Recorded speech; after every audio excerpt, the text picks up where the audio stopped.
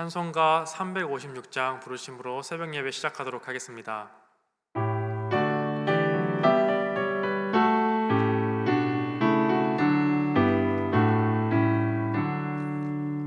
주 예수 이름 노리 높여 찬송 드리니 그 거룩하고 크신 영광 널리 뻗치네. 나의 영혼 싸울 때 나의 영혼 싸울 때 주 나의 대장 되시사 나를 인도하소서. 큰 죄에 빠져 종된 백성 놓아주시고 그 영광 나라 백성 되게 하여 주소서. 나의 영혼 싸울 때 나의 영혼 싸울 때 주 나의 대장 되시사 나를 인도하소서. 내 영의 원수 이길 힘을 누가 주시랴. 그 악한 마귀 정복하니 구주 예수라. 나의 영혼 싸울 때 나의 영혼 싸울 때 주야의 대장 되시사 나를 인도하소서. 내 사망 고통 면케 하사 새 사람 되고 새 힘을 주사 승리 생활하게 하소서. 나의 영혼 싸울 때 나의 영혼 싸울 때 주 나의 대장 되시사 나를 인도하소서.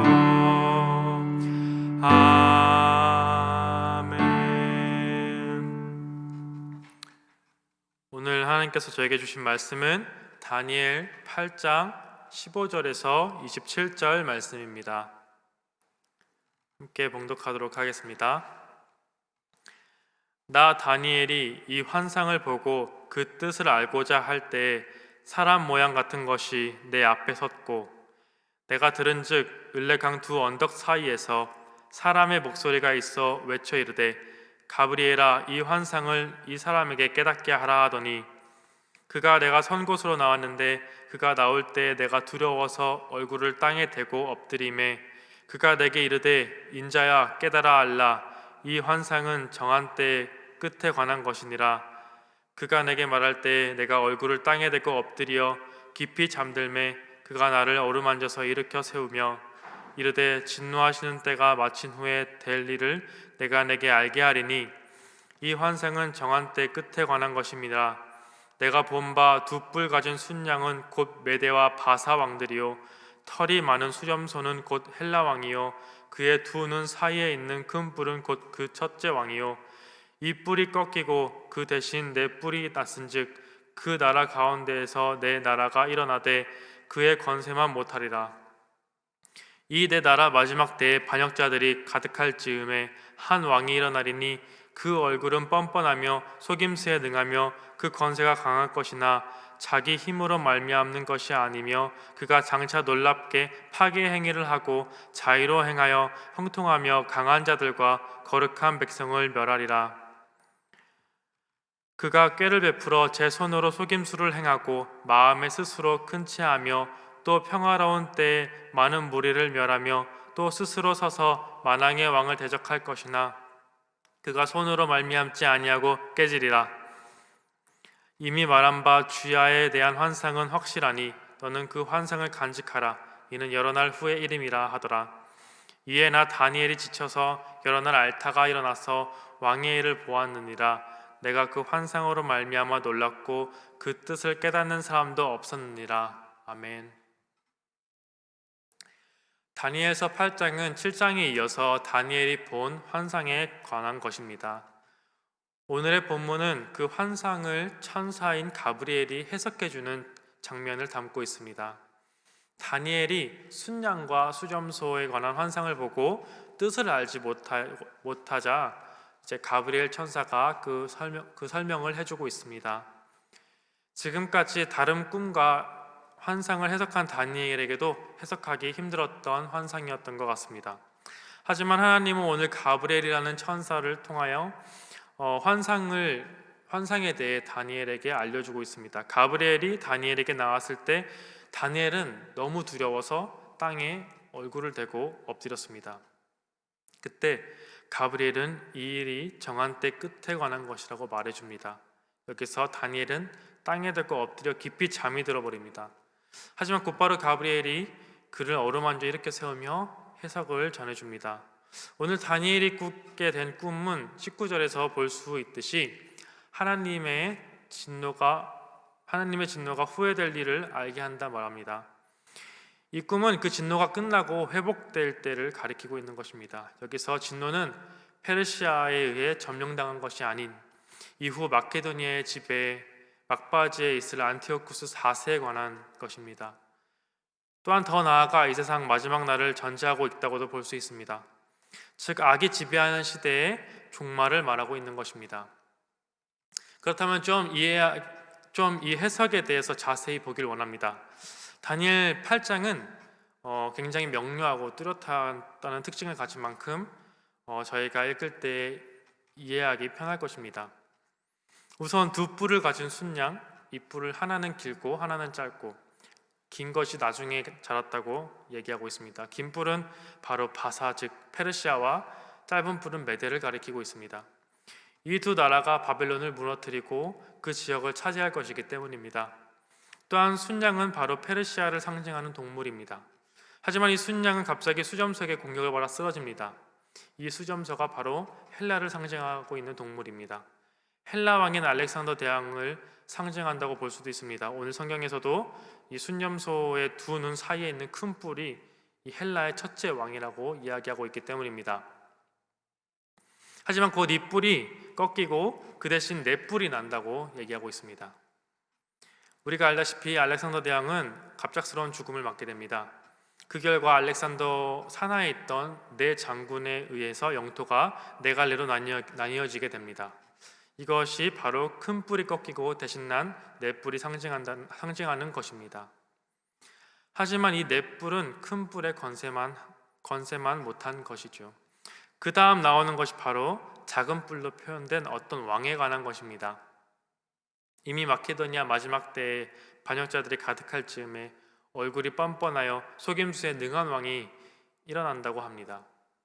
이는 바로 안티오쿠스 4세를 가리키는 말입니다. 24절에선 그가 권세를 행하지만 자기 힘으로 말미암는 것이 아니라고 말합니다. 즉 그에게 권세가 주어진 것은 자신으로부터 나온 것이 아니란 말이지요. 그러나 문제는 이 왕은 자신의 권세와 힘을 너무 믿었다는 것입니다. 그래서 파괴 행위를 하고 강한 자들과 거룩한 자들을 멸한다고 말합니다. 그가 스스로 큰 척하며 많은 무리를 멸하고 스스로 만왕의 왕을 대적한다. 즉 하나님을 대적한다는 것입니다. 하지만 결국 이 왕 또한 심판을 받게 될 것이라고 말합니다. 안티오쿠스 4세는 자신을 에피파네스라고 칭했습니다. 에피파네스란 말은 신의 실현이라는 얘기입니다. 뜻입니다. 즉 자기 자신을 신으로 표현한 것입니다. 그는 자신이 점령한 예루살렘에 살던 유대인들에게 굉장히 가혹했습니다. 모든 대제사장들을 제거하고 예루살렘 성전을 약탈하고 예루살렘 주민을 학대하고 예루살렘 성전 안에 제우스상을 세우는 만행을 지었습니다. 또한 토라를 금지시켰고 토라를 불태웠으며 제사를 드리지 못하게 하고 축제와 절기를 지키지 못하게 했습니다. 유대인들을 헬라화시키고자 한 것입니다. 이를 반대한 많은 유대인들이 순교하게 되는 비극이 일어나게 됩니다. 다니엘은 이런 무서운 이야기를, 그리고 앞으로 자신의 민족이 겪게 될 고통에 두려워서 며칠을 알아눕습니다. 오늘 안티오쿠스를 상징하는 작은 뿔은 순전한 악을 상징하고 있습니다. 문제는 이런 악이 하나님의 선한 백성을 고통받게 한다는 것입니다. 우리의 시대에도 신앙인으로 살아가는 자들이 고통당하는 문제는 남아 있습니다. 선한 자보다 악한 자가 형통하게 사는 당시의 시대나 현대를 우리가 어떻게 바라봐야 할 것인지에 대한 질문을 던지고 있습니다. 그러나 중요한 것은 이 역사에도 끝이 있음을 오늘 본문을 통해 알 수 있습니다. 즉, 우리는 어느 순간에도 종착역을 향해 달려감을 잊지 말고 그 악과 타협해서는 안 된다는 것입니다. 끝까지 하나님을 의지하고 깨어 있어 희망 중에 살아야 한다는 것입니다. 오늘 성경에서 말하는 악이란 권력을 쥔 자가 아닙니다. 그 권력을 의지하여 작은 뿌림에도 불구하고 하나님께 덤비고 하나님이 정하신 하나님의 세계를 파괴하고자 하는 행위입니다. 악은 하나님을 대적하려 한다는 공통점을 가지고 있습니다.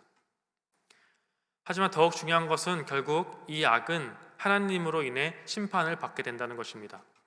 이것이 우리가 가지고 있는 희망이요, 우리가 끝까지 믿음을 지켜야 할 이유인 것입니다. 우리는 종말론적 관점으로 세상을 바라봅니다. 그것이 기독교의 핵심 중 하나이기 때문입니다. 악의 끝은 올 것이고 역사의 끝, 시간과 공간의 끝도 올 것입니다. 하나님께서 영광을 비추시며 새 하늘과 새 땅을 지으실 날이 올 것이라고 믿고 있습니다. 하지만 그렇다고 우리가 이 세상을 잘못 이해하고 해석해서는 안 될 것입니다. 끝이 올 것이기 때문에 우리가 이 세상과 단절된다든지 혹은 이 세상과 타협한다든지 또는 오늘이 아닌 내일을 바라보고 사는 것은 바람직하지 못할 것입니다. 기독교 종말론의 핵심은 내일이 아니라 바로 오늘에 있습니다. 언제 어느 때 하나님이 오시는지 알고 준비하는 것이 아니라 언제나 준비되어 있는 것. 그래서 오늘 하루를 종말신앙에 맞게 살아가는 것이 우리 기독교 정신이며 기독교 종말론의 핵심인 것입니다. 오늘 우리는 어두운 세상을 살아가고 있습니다. 비록 안티오쿠스는 더 이상 존재하지 않지만 우리를 위협하는 존재는 아직 많습니다. 코로나도 그중 하나라고 생각됩니다. 안티오쿠스 왕이 가장 문제이자 두려운 것은 바로 그가 세상 지도자를 넘어서 하나님을 부정하고 자신을 신으로 내세웠다는 것입니다. 그렇기 때문에 그는 하나님을 섬기는 자들을 죽이고 탄압한 것입니다. 하지만 육체의 고통 그리고 겉으로 드러나는 파괴보다도 더 무서운 것이 있었습니다. 그것은 바로 우리의 영혼을 파괴하려 했다는 것입니다. 유대인들의 신앙을 파괴했다는 것입니다. 그는 잘못된 진리를 유대민족에게 심어주고자 했습니다. 자신을 숭배하게 하였고 헬라 신들을 숭배하게 하여 하나님께 제사를 드리지 못하게 하고 성전을 제우스 신상으로 더럽혔습니다. 만일 코로나로 인해 우리의 신앙이 망가지고 우리의 영혼이 죽어간다면 이때야말로 우리가 깨어 영적 싸움을 승리로 이끌어나가야 할 때인 것입니다. 우리가 모여서 예배를 드리지 못합니다. 성도 간의 교제도 할 수 없습니다. 성전에 나와 함께 기도하지 못합니다.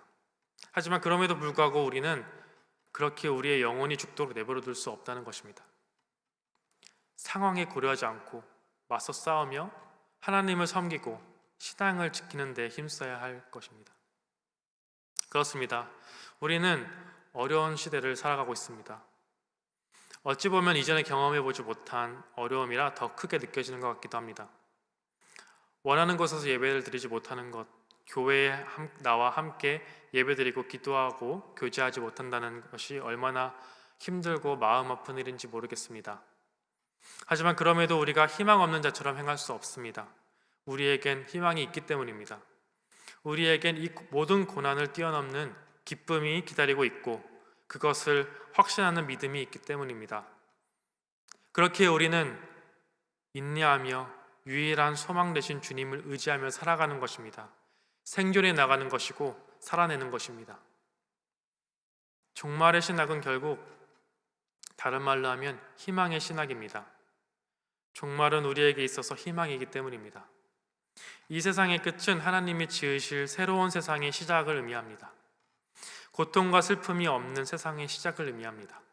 그러니 고통의 시기를 살아가는 우리 그리스도인들은 희망을 바라보며 살아가길 바랍니다. 어두울수록 빛은 밝게 빛납니다. 우리의 희망 되시는 주님을 바라보며 마지막 날을 매일 살아가는 우리가 되기를 기도합니다. 기도하겠습니다. 하나님, 우리의 희망 되시며 악에 승리하셨고 마지막 날에 승리하실 주님을 찬양합니다. 저희가 살아가는 어려움의 시기에 악한 세상과 타협하지 않게 하시고 매일 주님의 자녀처럼 하나님의 성도처럼 살아가게 하옵소서. 우리의 영이 죽게 내버려 두지 마시고 우리의 영을 깨어서 주님과 더욱 가까워지게 하옵소서. 우리가 매일 생존해 나갈 수 있도록 힘을 더하여 주시옵소서. 예수님의 이름으로 기도드립니다. 아멘.